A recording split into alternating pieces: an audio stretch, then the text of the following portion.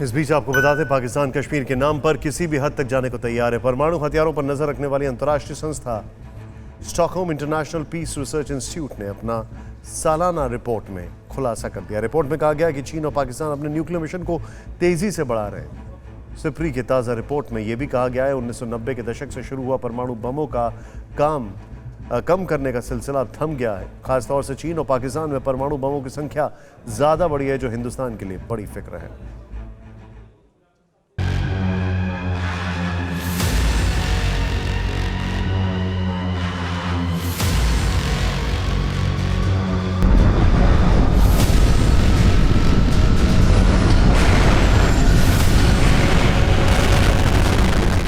परमाणु विस्फोट का अंजाम क्या होता है, इसका विध्वंसक नतीजा दुनिया देख चुकी है। 6 अगस्त 1945 को अमेरिका ने जापान के हिरोशिमा पर परमाणु बम गिराया। जब यह एटम बम फटा तो तापमान अचानक 10 लाख सेंटीग्रेड तक पहुंच गया और पल भर में ही शहर कंक्रीट की कुछ इमारतों को छोड़कर धरती से गायब हो गया। करीब 80,000 लोग मारे गए। 9 अगस्त 1945, 3 दिन बाद ही जापान के नागासाकी में फिर एटम बम गिराया गया, जिसमें 40,000 लोगों की मौत हो गई। दोनों एटमी हमले में लाखों लोग घायल भी हुए और इन न्यूक्लियर बमों के अटैक का असर बरसों तक देखा जाता रहा। लेकिन दुनिया ने इन परमाणु धमाकों से सीख नहीं ली।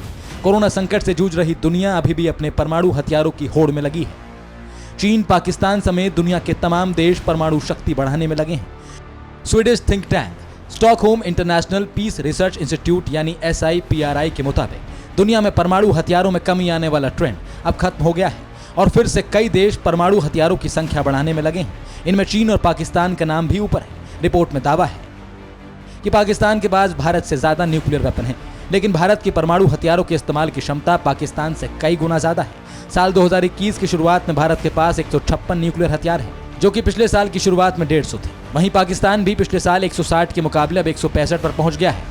भारत पाकिस्तान ने पिछले साल की तुलना में करीब 5% से परमाणु हथियार बढ़ाए हैं। अगर चीन की बात करें तो उसके पास 2020 की शुरुआत में 320 न्यूक्लियर हथियार थे, जो अब 350 हो गए हैं। पिछले एक साल में चीन ने अपने परमाणु हथियार 9% तक बढ़ाए हैं।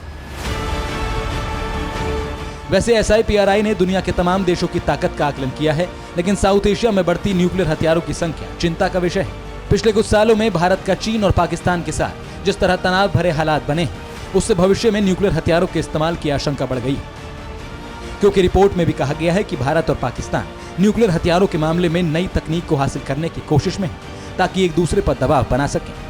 रिपोर्ट में चीन के लगातार ताकतवर होने को भारत के लिए चुनौती बताया गया है।